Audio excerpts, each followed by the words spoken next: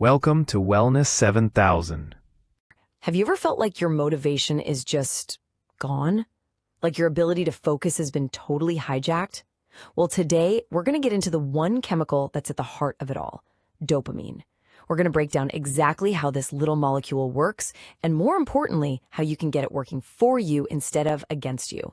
So let's kick things off with a quote that, wow, it really hits you. Dr. Anna Lemke, who runs Stanford's addiction clinic, says the smartphone is the modern day hypodermic needle. I mean, that's intense, right? But it perfectly captures this idea that we've all kind of become junkies for these little hits of validation, distraction, and entertainment that get delivered right through these devices in our hands. So, what even is dopamine? The biggest mistake people make is thinking it's the pleasure molecule. It's not really. As neuroscientist Andrew Huberman breaks it down, dopamine is all about motivation. It's about drive. It's about craving. It's the chemical that makes you get up off the couch and go get something. It's the wanting, not the having. I mean, in one crazy experiment, they had rats with no dopamine, and they would literally starve to death with food right next to them, just because they had zero motivation to go get it. And that right there brings us to the core issue. See, our brains are basically running on ancient software. They're wired for a world where rewards were super rare and you had to work really hard to get them. But today, we live in a world of just overwhelming abundance. It's like a digital buffet of easy, super high reward stuff 24/7. And this huge mismatch between our old school wiring and our modern world, that's what's messing with our focus and motivation. So, how does this actually play out inside our heads? Well, it all comes down to a really important idea we're going to unpack first: the pleasure-pain balance. This is the core mechanism that explains why every single high we chase always leads to a low. So one of the most mind-blowing discoveries in neuroscience is that pleasure and pain are handled in the exact same parts of the brain. Dr. Lemke uses this fantastic analogy to explain it. Just picture a scale or a seesaw in your mind. And that scale, it always wants to be perfectly level. Scientists call this state homeostasis. Let's walk through what happens. Say you eat a piece of chocolate. Boom. You've just pressed down on the pleasure side of the scale. Immediately, your brain goes into action to level it out. Dr. Lemke imagines these little gremlins hopping on the pain side to bring it back to balance. But, and this is the key, they overshoot. They don't just level it, they tip the scale an equal amount into pain after the pleasure is gone. That's the come down, that's the hangover. It's that feeling of wanting just one more. Eventually, the scale resets, but not before you feel that dip. Now, this constant seesawing affects two different parts of your dopamine system. You've got the peaks, those huge, short bursts of dopamine you get from something rewarding. But then you have your baseline. That's your average, day-to-day level of dopamine that really determines your overall mood and motivation. And here's the crucial part.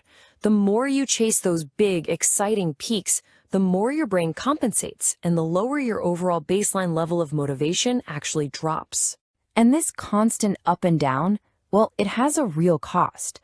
All this easy dopamine leads to this bizarre paradox where wanting more and more of something actually makes you feel less from everything. Just look at this chart. It really shows you how powerful different things are. Eating a piece of chocolate might give you a nice little bump, maybe 1.5 times above your baseline. Sex, about double. But then look at something like amphetamine. It spikes your dopamine 10 times above baseline. The higher that peak, the more addictive it is, and you can just imagine how deep the valley is on the other side. Now, when we're constantly hitting our brains with these high dopamine activities, something really dangerous starts to happen. As Dr. Lemke puts it, we've reset our pleasure-pain threshold to the side of pain. So that scale, it's not even starting from a level position anymore. It's already tilted toward pain. And what that feels like is needing more and more of your drug just to feel okay. And suddenly, even tiny little frustrations start to feel like a huge deal. And this leads to what's called a chronic dopamine deficit state, where you just feel off. The symptoms are anxiety, irritability, you can't sleep, you feel kind of down, and you're always craving something. And remember, this isn't just for heavy drugs. This applies to any addictive behavior. Your phone, sugar, you name it. If these feelings are familiar, it's probably the signature of a brain that's been overstimulated and is now stuck with a balance tilted toward pain. Okay, so that was the bad news. Sounds pretty bleak, I know. But the good news, the really good news, is that you can absolutely regain control. So let's talk about how to do a practical dopamine reset using tools that are backed by actual science to get that scale back to level. The single most powerful tool we have is something called a dopamine fast. And the magic number here, the clinically recommended time, is 30 days. Now, why 30? Well, brain imaging studies show that even 2 weeks after you stop something, your brain is still in that dopamine deficit state. It takes about a full month for those reward pathways to really start healing and resetting themselves. The process itself is pretty straightforward, but that doesn't mean it's easy. First, you just abstain. You stop the behavior completely for 30 days. This gives your brain a chance to get those little gremlins off the pain side of the scale. Second, and this is so important, you just observe. Without the thing in your life, you can finally get some perspective on how it was really affecting you. And finally, if you want to, you can reintroduce it, but with very strict rules, what Dr. Lemke calls self-binding, to make sure you keep it in check. So beyond a full reset, Dr. Huberman offers this great toolkit of daily habits to keep your baseline healthy. Some are about light. Get sunlight in your eyes in the morning, avoid bright lights late at night. Simple. Others are about what you eat. Tyrosine-rich foods like meats and nuts are literally the building blocks for dopamine, and even caffeine, used the right way, can make your brain more sensitive to the dopamine you already have. But resetting is only half the battle. If you really want to build motivation that lasts, there's one final, huge mindset shift you have to make. And it's all about understanding the surprising, incredible power of effort. It turns out, that's the real path to a good life.